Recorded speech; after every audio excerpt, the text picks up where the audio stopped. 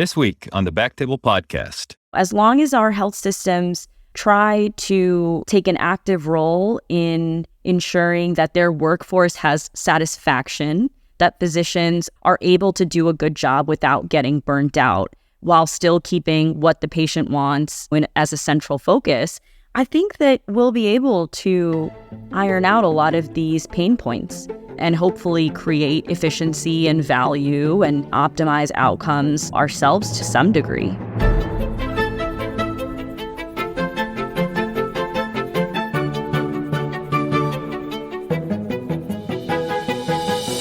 Hello, everyone, and welcome back to the BackTable Podcast, your source for all things urology. You can find all previous episodes of our podcast on iTunes, Spotify, and at BackTable.com. This is Aditya Bagrodia as your host this week, and I'm very excited to introduce our guest today. We have CJ Stimson and Ruchika Talwar from Vanderbilt University. CJ, Ruchika, how are y'all doing today? Doing well. How are you? Doing great. Great. I'm pumped. I heard CJ give a talk as a part of the SUO YUO webinar series. I think it was called Market Dynamics in Urology, which to me is kind of like when I ask people what they do and they say consulting, it meant close to nothing. But it was a awesome kind of mind-blowing talk, and something I think that anybody in medicine really ought to at least be aware of. Maybe I'm the only one who wasn't aware of it. So maybe we could just kick off with CJ, at a high level when we're talking about the future of medicine, market dynamics in urology, big box coming for healthcare. Kind of what are we talking about? When we talk about where healthcare is going, what I see right now is a fight over who's going to control the patient. I think that's really what it boils down to. And in that talk, what I was trying to convey to folks is that there are players in this market who you might not have ever thought of as healthcare providers who are going to be playing an outside role in who owns the patient. And so trying to bring that to urologists' attention, that heads up, like Best Buy is in the healthcare business. They're not just where you get your TVs anymore. Walmart, Dollar General, big players like Amazon and others you know about. But I think people, they're busy, they're taking care of folks, and you may pick your head up one day and just say, wait, I work for Amazon now? So trying to bring that to people's attention. Yeah, I appreciate that. And some things happen insidiously and some things happen quickly. If we think about our field, the kind of solo practitioner or small group seems to largely have come and gone, maybe over the last 20, 30 years or so. If we think about the proportion of people that are employed by hospitals and hospital systems, that seems to have increased. Private equity's role in healthcare has changed. More recently, telehealth with the pandemic has been ushered in a big way. So, there's things that kind of happen, and I assume that somebody who was in the heyday in the 80s and 90s where people were printing money and doing whatever the heck they wanted, when they fast forward to 2010, we're just like, this is an unrecognizable style of medicine. Is that kind of what we're possibly talking about here? I think so. I think the evolution is underway, maybe the revolution, depending on how dramatic you want to be. The insidious, perhaps, but I think now it's really accelerated. That if you think about how big the market is for healthcare spend, I think that's a good place to start. It's $4.5 trillion in spend for calendar year 22. Now, there's some things that are rolled into that you may not attribute to healthcare spend all the time, but it's 4.5 trillion. It's a big number. It's the third largest economy on earth behind the United States and China. And so it's a huge number.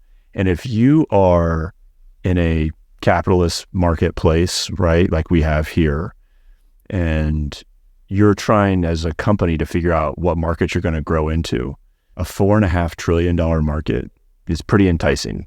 And what's changed is that, like you said, kind of the 80s, the heyday was very different, is that the technology has changed. The consumer appetite or the patient appetite, depending on how you look at it, for how they receive their healthcare has changed. Preferences are different. And some of that brought on, I think, in large part by COVID and what happened there. You mentioned telehealth. There are other things. that confluence of circumstances has brought us to this place where if you're Amazon, Walmart, one of the insurance companies like United Health, for example, I mentioned Best Buy, others, you are going to look around, say, where can I invest my capital to get return? $4.5 trillion market's pretty compelling, especially if preferences have changed in such a way that patients are willing to have their care done like maybe you and I, and certainly our parents would have never, ever thought that people would get their care done. Like the idea that you can pay $9 a month to Amazon and have unlimited telehealth healthcare services. What? Like no one would have ever envisioned that when they started selling books in 1997, that eventually they could be your healthcare provider. And that's today. You can do that right now. We could sign up, the three of us right now, and get on with an Amazon provider for $9 a month. Insane. Totally. And we're absolutely going to kind of dig into this. And as I was kind of thinking about and reflecting on this program, even over the course of our lives, things like internet, smartphones, accessibility of information has just exploded. I mean, AI, all of that. You know, once upon a time, you went to the doctor, you maybe got some tests done, and then you had a follow-up visit in a month or so. Like, I don't think many people were going to like check out their Encyclopedia Britannica and reading up on like X, Y, and Z. The doctor had some knowledge that was exclusively available to them, and you waited and you went to go hear that knowledge. You didn't really second guess it, maybe got a second opinion if you're ultra sophisticated, and you moved on. I feel like it's totally different now in that patients are super educated, a tremendous amount of high quality information, and unfortunately misinformation is available, where I'm guessing like a reasonably intelligent, motivated person can like figure out a good bit of information with respect to what's going on with them, tag on the Sunshine Act, tag on some autonomy that came along with COVID. We're looking at a different model. And I think the old model was very doc-centric. My mom, she's got varicose veins. And a buddy of mine was like, hey, here's the person that you want to see in their geography, kind of in the southern Illinois. The logistics for her to get into a doctor called the PCP, who's not even going to make the referral until they have all the imaging and docs because they don't want to inconvenience the IR, multiple phone calls, the insurance, wait forever, take a day off work. It's absurd. It's beyond absurd. We're currently at 8 weeks in, and she still doesn't have a freaking appointment. And I mean, it's so... I'm sorry. That sounds terrible. It's crazy. It's totally crazy. And, you know, we're sitting here like, I'm like, Mom, did you talk to your doc? And she's like, yeah, they're still waiting on, you know, this. I'm like, just tell them to see you anyways. And they can like get the freaking ultrasound. Like, anyways, it's crazy. There's room for improvement. No question about it. But we've gone from this doc-centric vibe to, I don't know, Ruchika, tell me what your understanding of 21st century, 2024 medicine is like from what your patients expect. Yeah, I think you bring up a lot of really great points. So first of all, you know, we've talked a lot about how medicine was different back in the 80s. And I'd actually argue that now is the critical time for us as physicians to look back and reflect on the lessons we've learned based on where we were and how far we've come. And we need to apply those lessons to the evolution and the rapid growth that we're seeing now in healthcare. So I'll give you a couple examples. You know, in the 80s, it was incredibly doc-centric. It still is, as you've described, but you had the ability to bill for whatever service you're providing. There was not much oversight. There was not much measurement of the quality, and value certainly wasn't ever a thought back then. And then that was a problem. When a lot of the changes that have taken place since then are a direct effect of those issues. And doctors were ignoring them. We weren't paying attention. We were saying, listen, I got to go to work. I got to see bill for my clinic visits, book my surgeries, and you just are a cog in the wheel, so to speak. And all of a sudden, you're seeing legislation, insurance companies, healthcare organizations really dictating how we practice. So when we see this pattern happening again, where private equity, huge corporations, major employers are now having a say in how we practice medicine, that tells me it's physicians' turn to stand up and say, listen, a lot of this change is needed. We need to iron out the inefficiencies in the system. But, I'm looking at it from an optimistic perspective in that now is our time as doctors to step out of the clinic room and think about how we can take an active role to shape the system. So, CJ mentions this a lot. Who is the largest employer of doctors in America?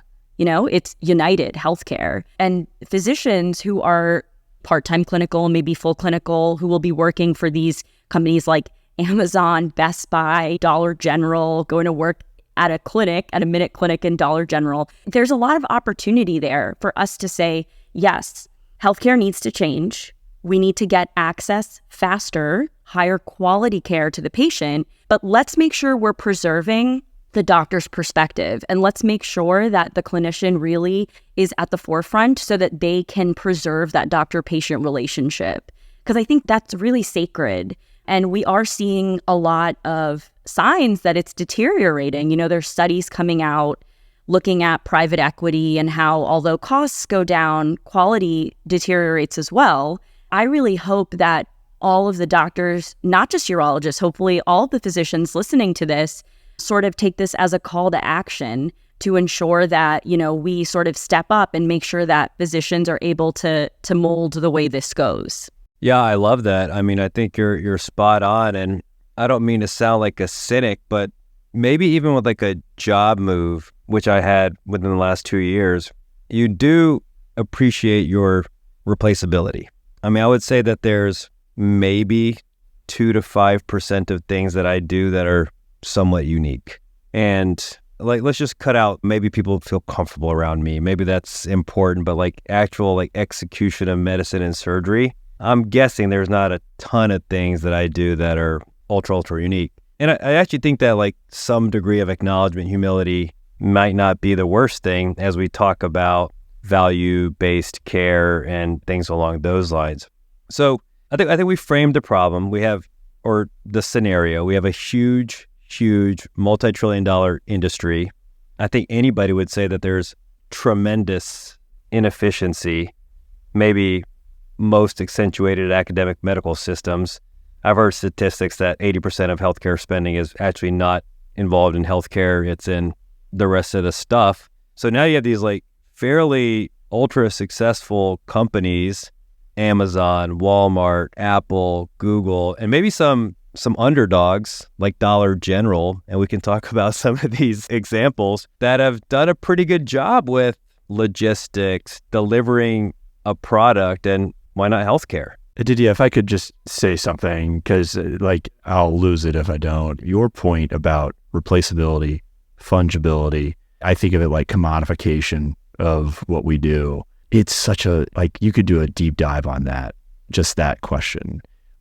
What do we want out of a rational healthcare system? Do we want our physicians to be irreplaceable, or do we want them to be readily replaceable? And if your concern is like meeting the needs of your patients and your population, you want replaceability. You want efficiency. You want that. Like, think about the Da Vinci robot in urology, the democratization of a high quality radical prostatectomy, right? Like, is it okay that for a long period of time, there were only so many hands that were great at that operation? Like, is that okay? Not okay. We need everyone to be great at that operation. We need every doctor to be phenomenal at what they do, and we need lots of them. And if the replaceability, I mean, it doesn't feel good to feel like you're replaceable. We are.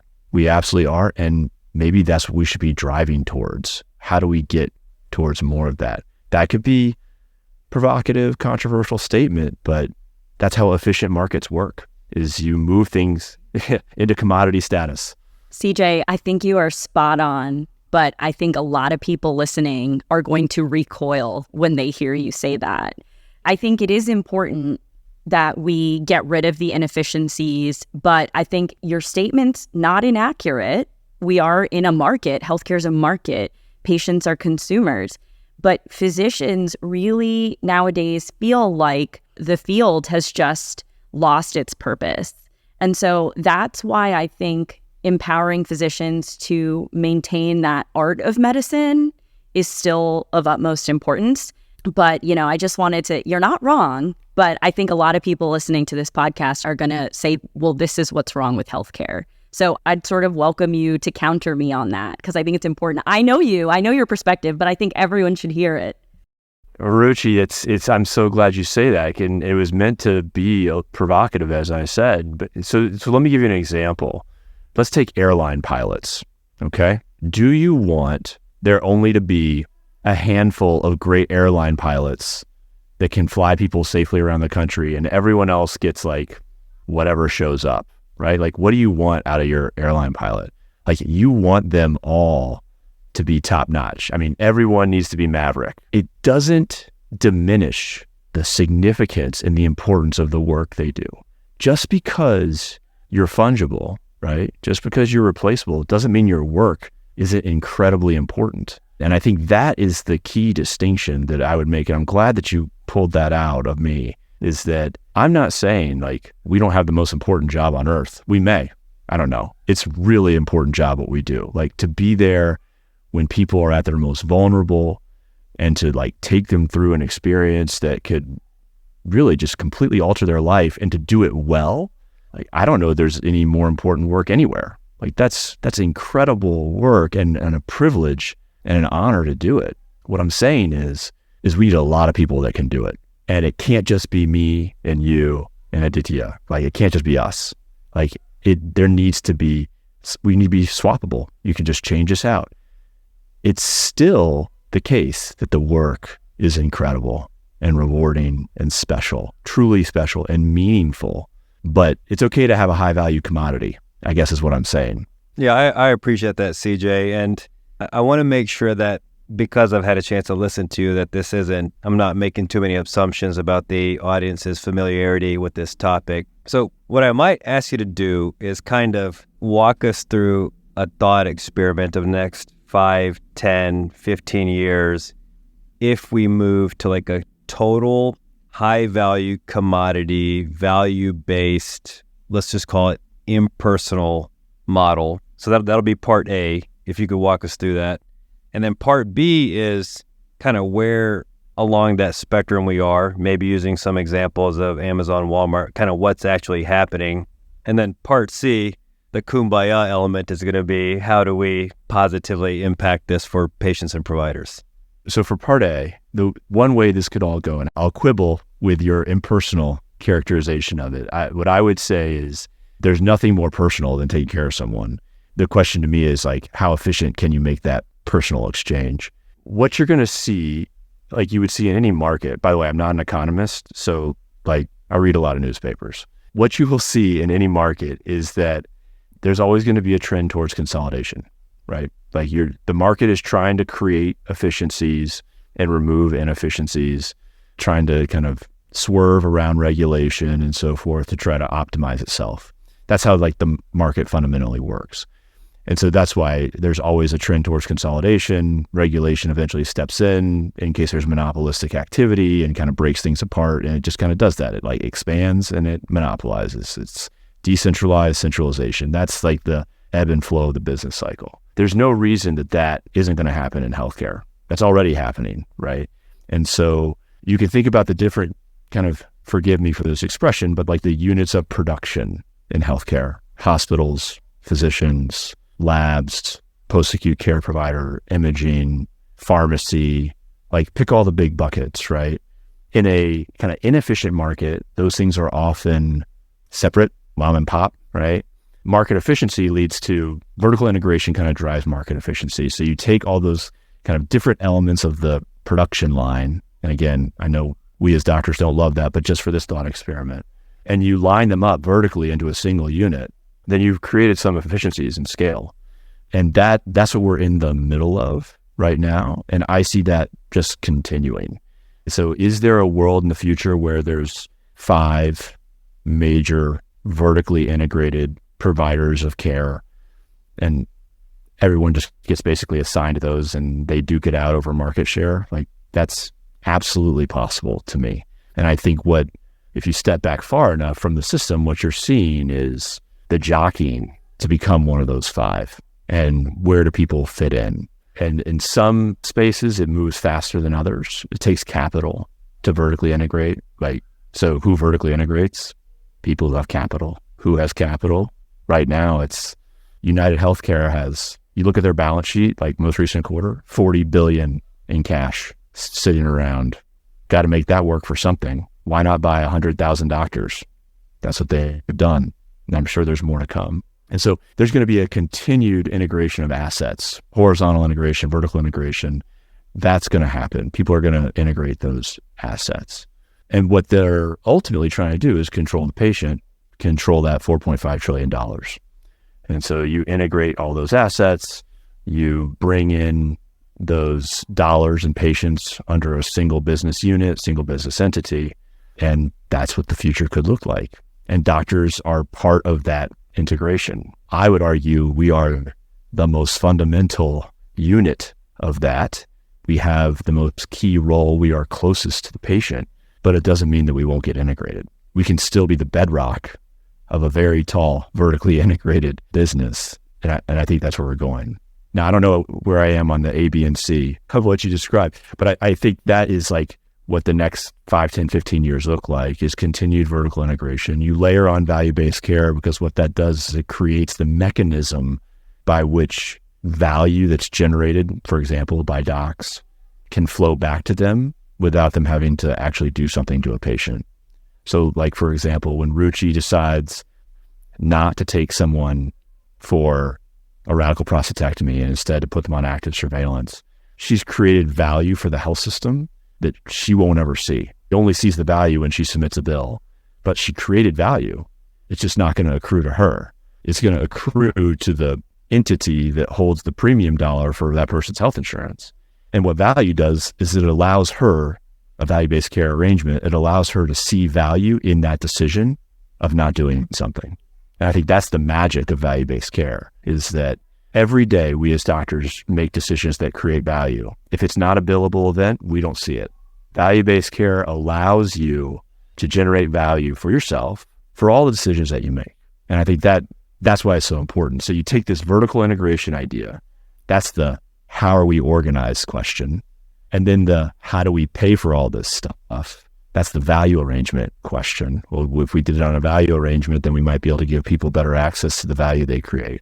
I think those are the things that are trying to come together right now. And it's in fits and starts, right? Like, they're going to get it wrong. People are going to make bad bets. Theranos, like, people make bad bets, and organizations will come and organizations will go. But we will head in this direction unless the only thing that stops it is like some very significant legislative or regulatory change that basically says, we're not going to tolerate this market experiment anymore and we're going to move to something else. All right, I'm done. Let's chew on that for a little bit. CJ, I'll just add one thing to what you said, because I think it needs to be emphasized a bit. Incentives. I think that's the big driver here, is behavioral incentives that will reward physicians for doing the right thing. Because historically, as you alluded to, incentives may not have been aligned with optimal outcomes or what is truly best for optimizing spend, even, because that's a big concern for employers. So I just want to add that little tidbit into, your already excellent overview. I love that. So maybe like I'm going to share like what I would consider like you can call it dystopian or utopian example of, I think, what we're kind of talking about. So let's just say they're still primary care physicians and they get a PSA test and it comes back as elevated. Then you have a brief video on PSA testing, pros and cons, kind of a spiel, maybe Dave Kane's well-prepped reflex PSA test. Here's some info for you. Then you plug in your African-American ancestry, yes, no, family history of prostate, bladder, endometrial, ovarian, etc. And they say, okay, let's get you an MRI. And then that MRI shows something, again, maybe a little video, and then a clinical urologist whose targeting accuracy is excellent, and this data is available where they're, 40% of PIRADS 3, 60% of 4s, and 90% of 5s show up as cancer. They do a biopsy, you have cancer, maybe second video of here's your options. The patient elects for prostatectomy, and Ruchika's got the best outcomes for prostatectomy, continence potency, and margin rates. She meets day of surgery, does the operation, back to the PCP, PSA checks if something pops up, rinse and repeat. And maybe I'll contrast that to a extremely embellished PSA, you see Bagrodia. We have to go through the whole process of having an appointment set up, talk to them about family history, pros and cons, share decision making. Maybe, I don't typically do this, I get ExoDX tests just to kind of, get a little bit of additional information. Then that leads to an MRI. Then that leads to a biopsy. Then they get germline testing to see if they're eligible for our Neptune trial. And then they get Decipher testing to see if they're eligible for NRG trials. Then they come to our multi-D clinic and meet with a med-onc or rad-onc and myself. Then they elect for surgery. And we're there and we're a boatload more time and money in. So that's a embellished iteration, but it's not like ridiculous. So maybe option A is like Amazon, Google. We have a real good understanding of how this kind of works. We can make a very consumer-centric product that's easy. I mean, this whole process could take 25, 30 minutes, 2 hours. We can commodify that. We can give you high-value care with an excellent prostatectomist at the end of the day versus somebody, and maybe just to go down this rabbit hole, labs that pack you 4 hours here. Here's the Bagrodia special that I kind of like versus like, your heart rate's fine at 6 hours post-op, get out of here. So maybe that's like what I'm thinking about as like, we have these behemoth people that are good at big data, logistics, consumerism, data-driven, and then we have like the way we do things. So that's an example in my brain. And then maybe B is like, does something along these lines exist with Amazon, Walmart, Best Buy, Dollar General, CVS, Aetna, Walgreens? And maybe you can just share a little bit about that. Your question when you started, dystopian or utopian, I love that. Great framing, great question. Many elements of utopia to me, some elements of dystopia. And what I'll say is for myself, I'm an evangelist for efficiency. I'm an evangelist for value, and I'm an evangelist for the patient experience. I think all those things line up. And if what you're doing is driving a patient experience that's exceptional and delivers high outcomes, high value outcomes, I'm all for that. My caveat and my concern on is there a dystopian element is that even with all that efficiency, I still believe there's something sacred about the interaction between the patient and their physician. Heart stop. Like, I believe that. It's what makes our work really special. So I'm okay with creating an extremely efficient arrangement. In fact, that's what I'm trying to do. Like, that's what I want us to do. But I'm doing that while preserving the most important parts of B. And there are some really important parts of B that we cannot leave behind. And I think this is Ruchi said, what's the call to action? Like, we are moving to A. We're moving to efficiency. We have to. Like, why would you want an irrational, inefficient system if you care about people you're taking care of? You wouldn't want that. So we're going to move to A. But if we're not in the game, if we're not at the table, people don't understand that sacred relationship. Unless you've been there, you don't understand it. And so we have to be present. Now, is everyone have to make it like a big part of their life, every doctor? Like, I don't think that's feasible, right? Like, that's why we have leadership structures and organizations that represent us as a collective. But I do not think we should be running away from A. We should be running towards it, and we should be putting our fingerprints on it and making it happen the right way.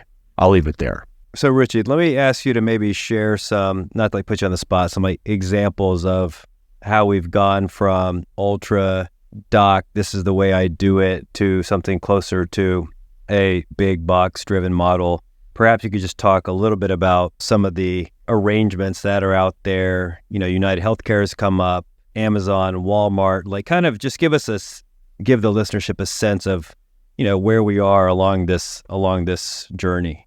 Yeah, happy to. Well, I'll start by saying that employers provide the majority of health insurance for Americans. The majority of Americans opt for employer-based plans. So they're the ones who have the most skin in the game, so to speak. They're the ones fronting a lot of this. So they are highly incentivized to keep costs down, obviously, but more importantly, keep their workforce healthy and have them at work, right? So if somebody has intermediate risk prostate cancer, you would think, like, why would this patient's employer care at all about whether they're going for bundle A, or I should say option A or option B?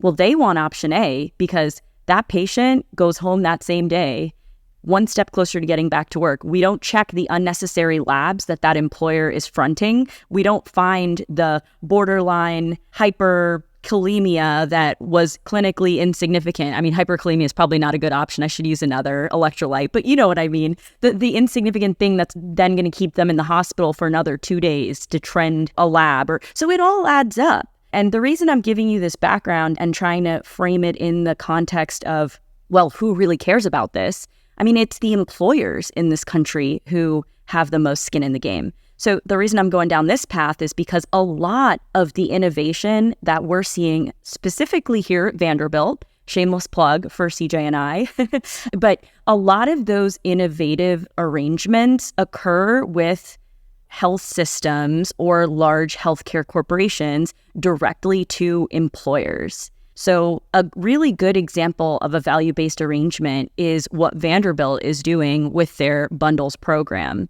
Essentially, they are selling direct to employer bundles in which an entire episode of care is in ideal state. I'm going to keep it simple here for the audience. In an ideal state, it's billed under one price.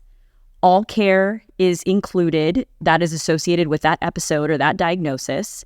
And so that incentivizes Vanderbilt to keep costs low and to optimize quality. And then that also brings in volume for the health system. And it fits that employer's need of wanting to keep costs down, bringing the patients back to work, ensuring a healthy workforce. That's one really simple model. A lot of other companies, including here in Nashville, because, believe it or not, Nashville is really the biggest healthcare tech hub, or I should say startup hub in the country. There are so many companies here that are working directly with small groups who may or may not have vertically integrated or been acquired, and they're bringing these value arrangements directly to those physicians who may work for smaller groups who don't have the capital to invest in all of these value-based care technologies or whatnot. And so a lot of that is happening where, I'll give you an example of a company I know that's doing this. They contract with Walmart. Walmart could be a self-insured employer, and they're really incentivized to keep their costs low because they're not going through Aetna, Humana, whatnot, United.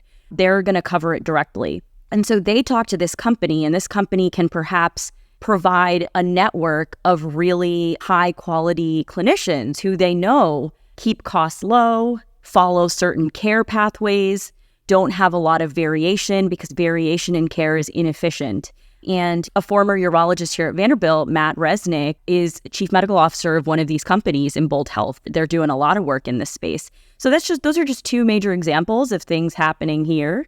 But I think the examples can go on. And most importantly, we will be seeing this in the future. It's evolving and there's a lot of exciting stuff happening here. So, we'll see how it continues to change. Thanks for sharing those examples. And, I think in some ways it's somewhat straightforward. We have these larger corporations with huge, deep pockets that are excellent at consumerism, excellent at logistics, commodifying everything.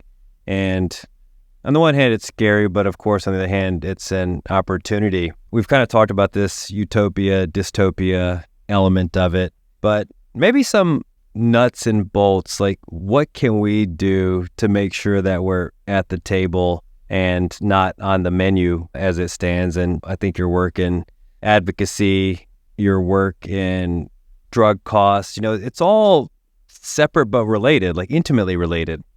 So, when you learn about this, you're an expert in this. How are you like, I'm going to impact this so it's positive for patients and it's positive for providers?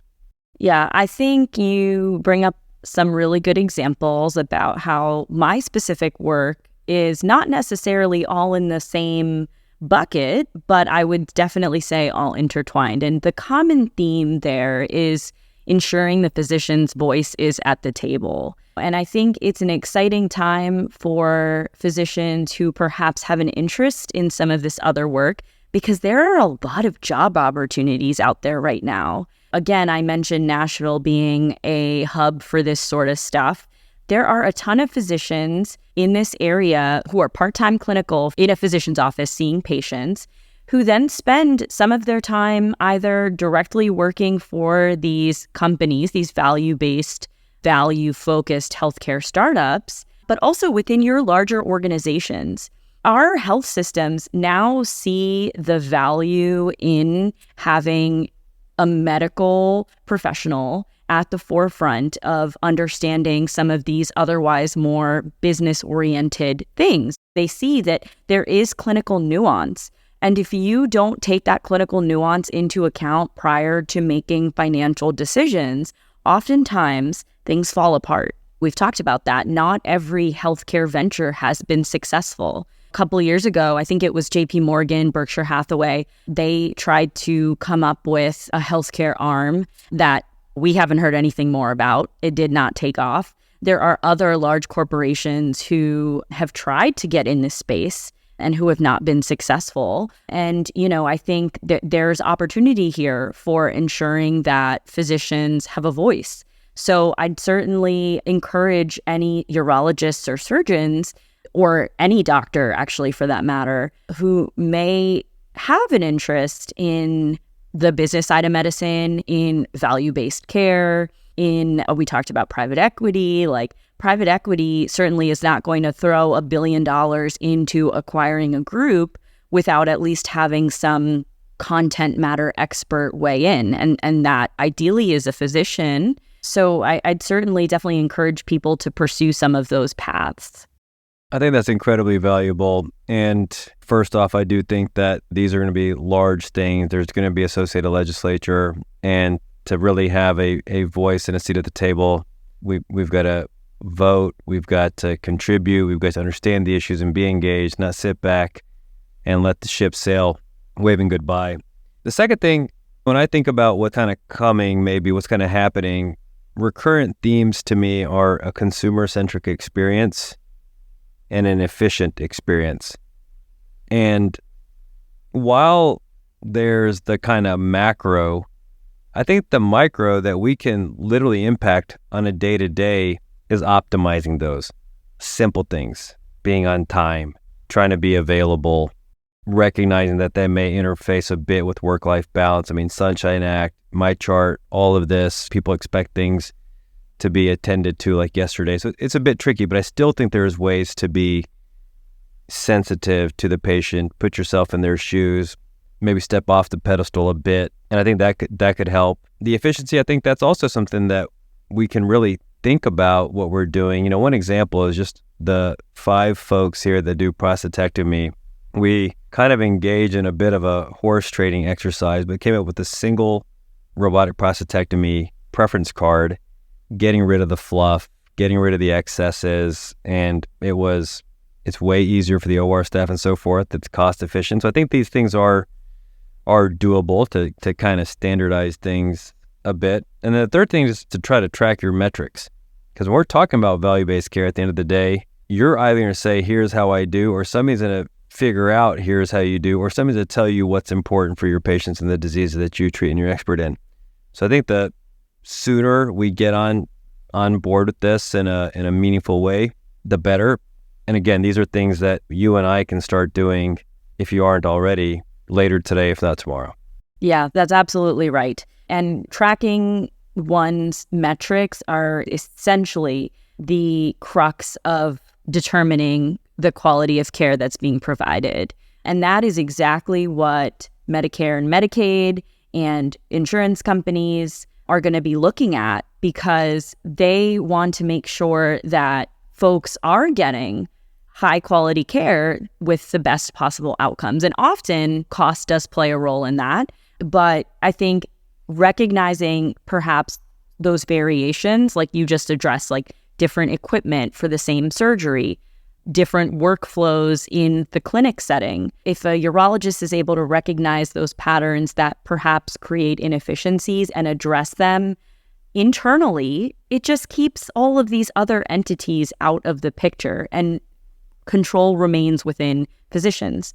The other thing I'll mention is the onus is also on our employers, for those of us who are employed physicians, to recognize the balancing act here. You're right. We need to optimize the patient experience. We need to understand patient priorities because they're not the same as our priorities or the health system's priorities. But I would challenge all of our health systems to think about how that may impact the physician when results go out immediately before anyone has had an opportunity to review them. And perhaps, you and I are still in the operating room and there's been 7 messages to our clinic nurses about this prostate biopsy path that came back an hour and a half ago. It's hard. And, as long as our health systems try to take an active role in ensuring that their workforce has satisfaction, that physicians are able to do a good job without getting burnt out while still keeping what the patient wants as a central focus, I think that we'll be able to iron out a lot of these pain points and hopefully create efficiency and value and optimize outcomes ourselves to some degree. I love that, Ruchika. Typically, I ask people to kind of summarize how they feel on a certain topic towards the end of the show. But I think you captured it very comprehensively and eloquently, that this is ours, and it's ours to hold on to dearly for the reason that we went into medicine, or it's ours to passively relinquish. And we do need to be engaged. It's an opportunity for good. I don't think we have to see it as a threat. We can think of it as an opportunity. Absolutely. CJ, I know we're coming on an hour. I want to be respectful of your time, but just some kind of parting thoughts to the listenership as we conclude. I give a lot of talks around the country on this topic. And the thing I worry about is that people walk away feeling pessimistic, not optimistic. And I don't think there's anything to be pessimistic about. I think the future is very bright. It's different.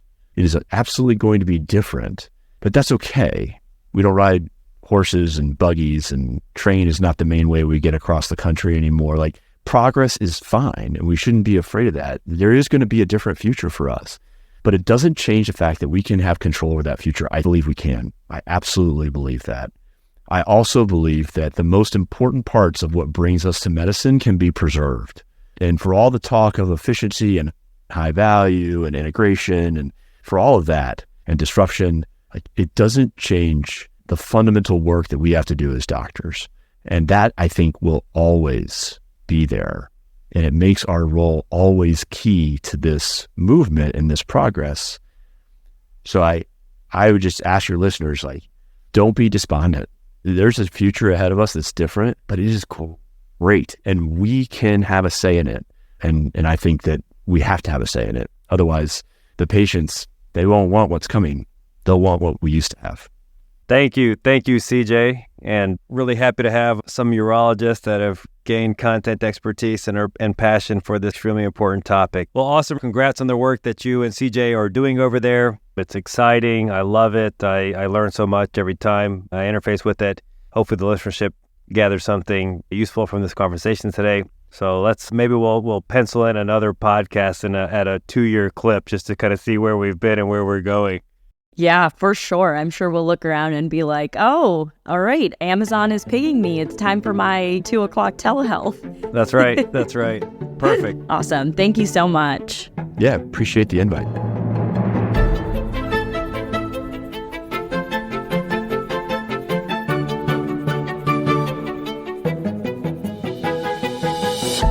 Thank you so much for listening. If you haven't already, make sure to subscribe, rate the podcast 5 stars, and share with a friend. If you have any questions or comments, DM us at _BackTable on Instagram, LinkedIn, or Twitter. BackTable is hosted by Aditya Bagrodia and Jose Silva. Our audio team is led by Kieran Gannon, with support from Josh McWhirter, Aaron Bowles, Nick Shellcross, Josh Spencer. Design and digital marketing led by Brian Schmitz. Social media and PR by Chi Ding. Administrative support provided by Jamila Kennebrew. Thanks again for listening, and see you next week.